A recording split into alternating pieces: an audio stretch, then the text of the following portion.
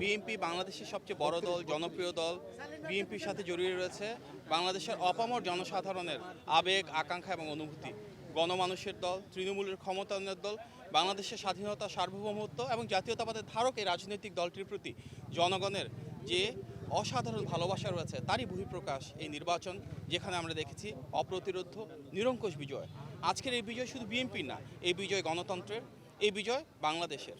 আমরা বিশ্বাস করি জনগণের যে আস্থা, সমর্থন এবং ভালোবাসা আমাদের নেতা জনাব তারেক রহমান পেয়েছেন, ইনশাল্লাহ ভবিষ্যতে একজন প্রধানমন্ত্রী হিসেবে তিনি এই বাংলাদেশের প্রতিটি মানুষের অধিকার এবং স্বাধীনতা নিশ্চিত করবেন। অবশ্যই নিশ্চিত করবেন রাষ্ট্রীয় মালিকানা, এবং আগামীর বিএনপি সরকার জনগণের সেই প্রত্যাশা প্রতিপালনের মাধ্যমে জবাবদিহিমূলক, স্বচ্ছ এবং জনবান্ধব সরকার ইনশাল্লাহ নিশ্চিত করবে। এই সরকার দীর্ঘ গণতান্ত্রিক পথযাত্রার পর অনেক গুম, খুন, হামলা, মামলা এবং মানবাধিকার লঙ্ঘনের উপর অনেক শহীদের ত্যাগ সংগ্রামের উপর দাঁড়িয়ে রয়েছে।